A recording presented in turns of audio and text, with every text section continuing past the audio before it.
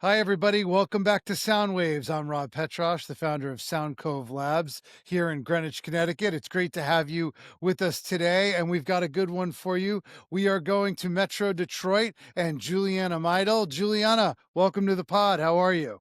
Great. Thanks for having me. I'm looking forward to it. Yeah, it's great to chat. So, you are the founder of Serenity at Home. Tell us about why you started the company and what made you decide to launch a home organizing business. Yeah. So I have been in business since 2019. I actually started it with a business partner.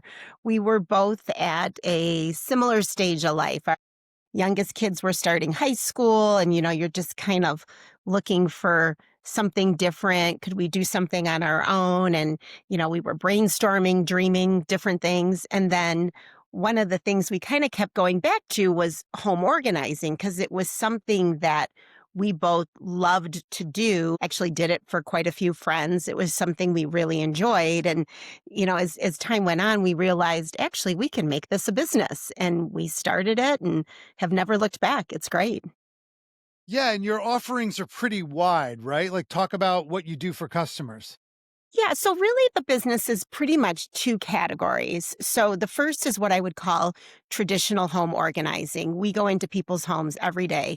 Some days we're organizing kitchens, pantries, basements, garages. Now, we live in Michigan, so we don't do garages in the winter. Every day it's different spaces, different clients, different needs. One day we may be working with a overwhelmed young mom in a playroom, and the next day we're helping an empty nester clear out a storage room. So it really just varies. And then the other part of the business is what I call move management. So we work with people who are in any stage of trying to move. So we do decluttering and staging up front to get ready for realtor photos. We pack, we unpack, and we organize. So we will have some clients where we start from the very beginning and see them through to the very end. We unpack like literally every box in the home. Other times, someone may just hire us to help them pack.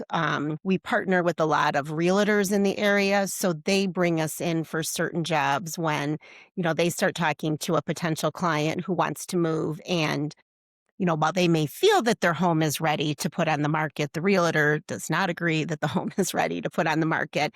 So just bringing in a third party who can help them, declutter, really the depersonalizing. I mean, our homes obviously are filled with everything about us individually. And so we help them come in and take care of all of that. So then the realtors come in, take the photos, and then, yeah, and then sometimes we may just unpack and organize on the back end. So it really just depends on the client. And what do you think sets you apart from a DIY organization or a regular cleaning, decluttering service? Yeah. So I would say a couple different things. I would say, can you organize your home on your own? Absolutely. I mean, and a lot of people just are naturally good at it and they can keep up their homes, and that's great. They don't need somebody to come in. Other people, though, get to certain places where they're so overwhelmed with the state of their home, whether it's again the young moms with little kids and all the stuff, or I work with a lot of clients who kind of more like my age where your kids are grown and you may have elderly parents and you're just like in this stage of life where maybe you want to downsize and it just all feels so overwhelming.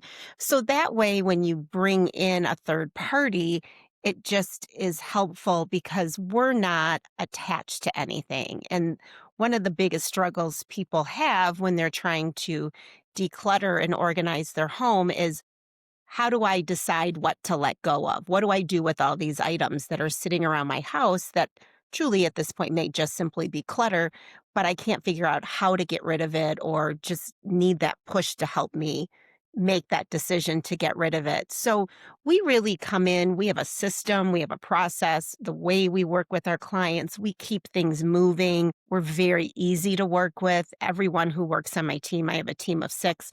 We are very focused on meeting our clients exactly where they're at in that moment. And again, sometimes people are just so overwhelmed and they need that friend type of person to come in and say, you know what, you can let go of these things, or here's what we would do with these types of things. And then it's ultimately about setting up systems for our clients so that they can maintain it moving forward. So it's very different than just doing kind of one wholesale purge, get it all out the door type of thing. We sit there and work with them to figure out, okay, how can we set things up so that you don't get back to this place, a year from now? And what are to your point, it is difficult sometimes to decide, does it stay or does it go?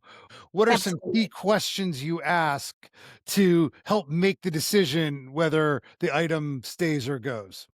Yeah. And let me just clarify, we don't decide what stays and what goes. Obviously, that is the client. We help them, we guide them through the process. It like lots of different things, right? So if you're working with someone in a closet and we're talking about clothes, okay, well, do the clothes still fit? I mean, I understand why some people, maybe aren't the same size as they were 5 or 10 years ago. And we're holding on to all these clothes thinking, well, maybe I'll get back to that size, or I want to get back to that size. So in that case, one of the things we would say to a client is, okay, that's great. Not saying get rid of everything, but one of the questions to ask is, okay, let's say you do lose the 30 pounds or whatever it is to get back to that size, are you going to want to wear those clothes again? Like that is like a question to ask. Or again, in a closet. So you have these clothes of hanging in your closet that you wore for your rehearsal dinner, or you were a bridesmaid, or your college t-shirts that you don't wear anymore.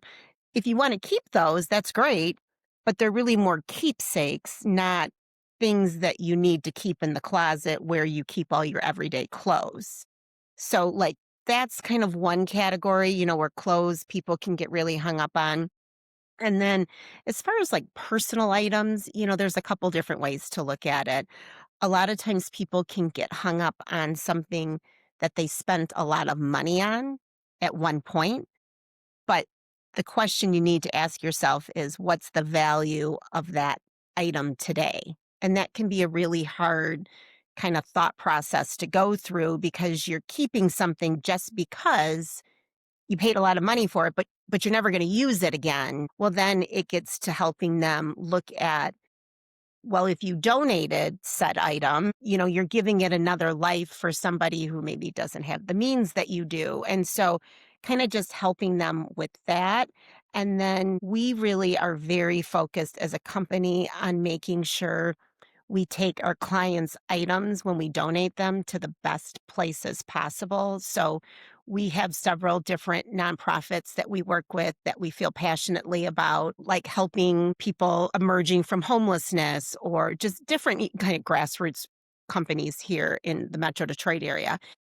And sometimes that knowing that it's going to a really good cause or going to a family in need is the thing that could help somebody kind of put it over the edge too, to finally let it go.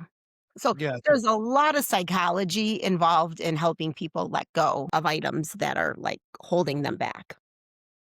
Yeah, it makes sense. Very, very helpful how you frame it, how you look at it.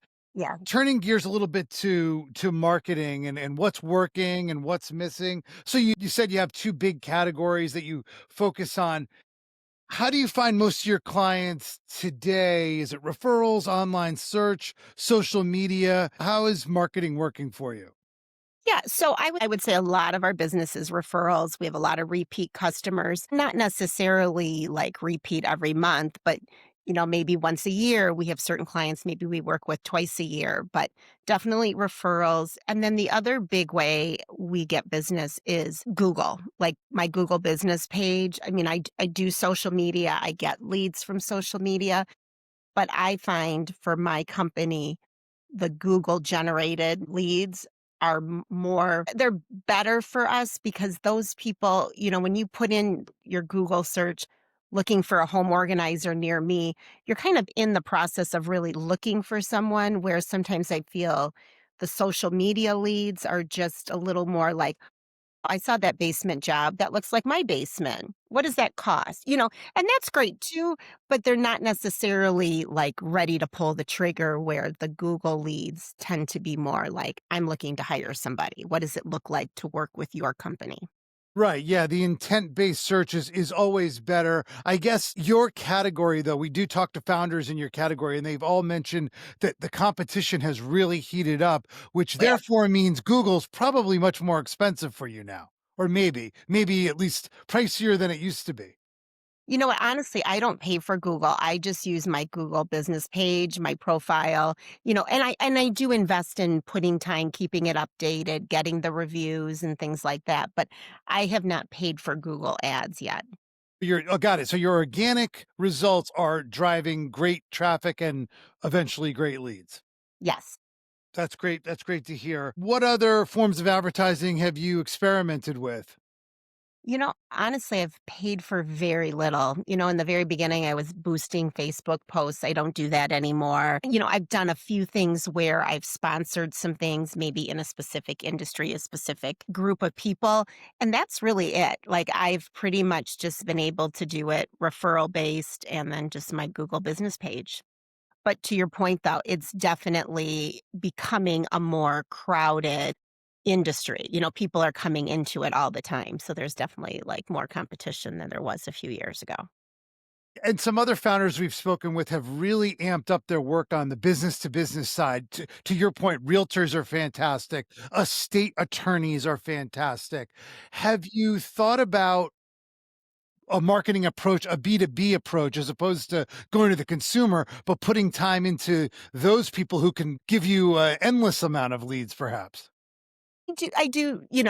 There's certain functions that I go to. I'm a member of the Chamber of Commerce in my area, really just putting me in contact with different business owners, the realtors obviously are a huge category for us. And we have some really quite large realtors that we work with on a pretty regular basis. So, not every client of theirs needs our services, but when they do, we're the person that they reach out to. Um, honestly, accountants, I've gotten leads from accountants before. I've gotten leads from actually therapists. And when I say that, I don't mean a specific therapist is not saying call, Sure. Serenity at Home, but just I have had clients who work with therapists, and the therapist is the one who will say, I think you need to find a home organizer. You're feeling so overwhelmed in your home. And then they find me on their own. But it was the therapist suggesting, "Hey, I think this may be something that would be beneficial for you." Makes sense. That's the first time Yeah. I've heard that one, but Yeah. when you think about it, it makes perfect sense, especially if you feel that need of maybe calmness at a calm feeling at home. Clutter does not make people feel calm. No, and when people are so overwhelmed and so anxious, you just you walk into your home, and if it's full of clutter, you instantly feel more stress, more anxiety, and when things get really out of control in a home, that is generally when people become frozen, right? Like, there's just so much stuff everywhere you look, there's stuff you don't even know where to start, and so when you don't know where to start, you generally don't start. So And talk us through the typical customer journey. A lot of our founders love to hear about how people are using technology to create efficiencies in the business. And from the first inquiry to a consult to the project to the follow up, maybe pictures. How does that process work? And is technology helping you in those areas? So the process is pretty straightforward. However, I get a lead. I do a consult, and I generally do most of the consults. And so it's a complimentary consultation. It allows me to go in, meet with the client. I think it's really, really important for the client to feel comfortable with us. I mean, it can be a really intimate experience when you have somebody coming in your home, going through your things, depending on maybe what's going on in their personal lives, for example, where you need to feel like I can work with this person. They're going to understand me. And so I just really value that one on one connection with somebody. Obviously, I want to understand the person, but I really want them to feel comfortable with me and my team. And so from there, will scope out the different projects. A lot of times it may start out as one area and then, we end up doing 4, 5, 6 areas over time. And so from the consultation, then I'm able to see, okay, I think we need this many people. This is how much time I think it's gonna take. We kinda talk about the timing and everything like that. We follow up with a proposal. We do the shopping. So when we come and do any project, if there's organizing products that we need, which I would say most we do, not all, but most, we bring all the products. We bring a lot of different products so that we have the flexibility while we're there to choose different things we wanna use, and then, after the project is over, we return maybe what we're not gonna use, and then, we always ask our clients. We do love when we're able to show before and after pictures, especially on social media. People love to see that, but we have to make sure the clients are comfortable with that. I have some clients who just don't want, for different reasons, to have their pictures on there, which is fine. It's obviously up to them. And then, we just kind of we have quarterly newsletters that go out. We do monthly blog posts. So, we're trying to keep in communication with our clients moving forward. What type of objections or hesitations do you hear? I would say money would be one, right? I mean, it is a luxury service, and not that we only service high-end clients. That's not the case. Like, we definitely have a range. But if you're struggling to put food on the table, you're probably not paying someone to come in and, organize your basement storage room. But so it really kind of just comes down, I would say, if people choose not to go with us, I would say a lot of times it's money, or just sometimes people, when they start talking through the process, what it's going to involve, sometimes people will take a step back and go, you know what, maybe I'm not quite ready yet. And that's another thing that'll happen is, I think I'm ready. You know what? I don't know. Maybe I'm not ready to really dive into going through all those items. Yeah. No, it makes sense. And overall, it sounds like you have a pretty well-oiled machine, but, we love to ask if you look at either the marketing side, the sales and service delivery side, or even the systems and operations, client intake, job tracking, billing, stuff like that. If you could wave your magic wand, what are some areas that could make your life and the business more efficient if you could implement that? Yes. So that is actually probably my biggest goal for 2026 is we need to develop and implement more systems in place. As my team has gotten bigger, we're doing more jobs. We run multiple jobs on certain days. I need better systems in place. And so too much of it is just me kind of managing each job individually. I'm not on every job, but we really need to, as a company, have better kind of consistent systems in place. And so that's probably by far the biggest thing and one of my biggest goals for 2026. And just expand on it a little bit. What can you give an example of something that may be super repetitive, or like what is a system that would make it better?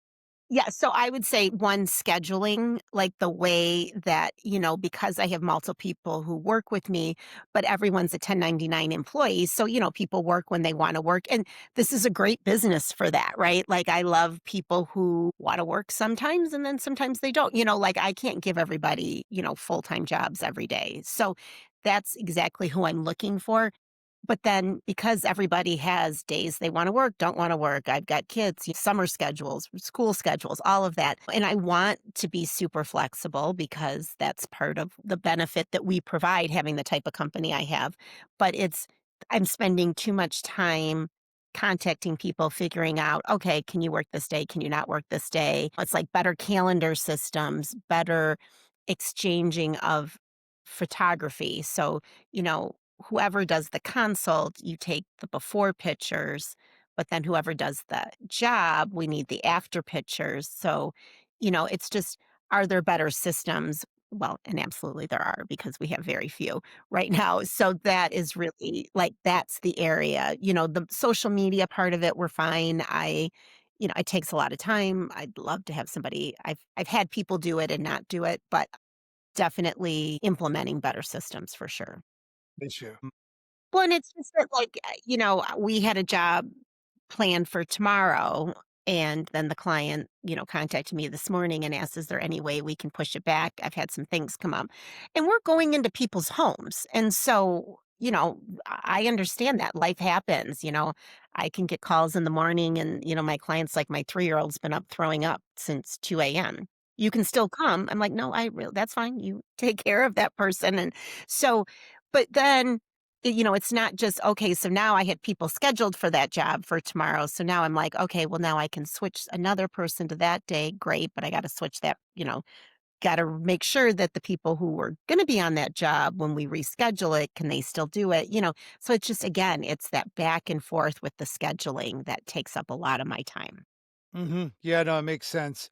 Um, Final couple minutes here. From what you see today, are there any bigger trends in home organization or home management that you expect to grow, as we look to 2026 and beyond?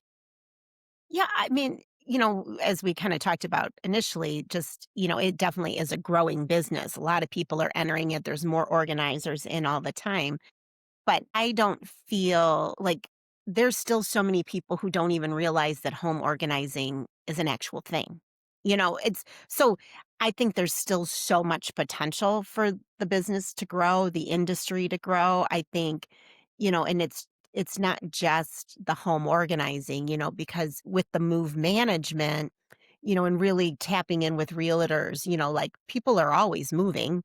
And so, it's like realizing that there are people who can help you be much more thoughtful. For example, on the front end when you're packing, like I can't tell you how many clients I have who, they hire us to help them unpack, which is great. We come in and unpack, and everyone will say, "I wish I would have known about your services when I was packing." Because you know, because we don't just come in and pack we're not movers. Like, I'm not coming in and emptying every junk drawer and just putting it in a box. Like, we're going through everything saying, okay, you know what? We don't need to pack the gum wrappers. We don't need broken pens. Let's stop and talk about the fact you have 6 can openers or, 97 coffee mugs. Like, you don't need to pack all that stuff, so there's a great way to have us come in and help in ways that I don't even think people realize is an option out there. Yeah, no, that makes sense, and it's a great place for us to wrap. Juliana, tell our friends, especially those in the Metro Detroit area, where they can find you. Yeah, so I'm at serenityathome.org. That's my website. And then on social media, I'm on Facebook and Instagram. It's Serenity at Home Detroit. And we have lots of great before and after pictures. You really get a feel for the type of work that we do. Amazing. Well, thank you so much for joining us today. We really appreciate it, and thanks to our viewers for joining us. And we'll see you on the next episode. Great. Thanks a lot.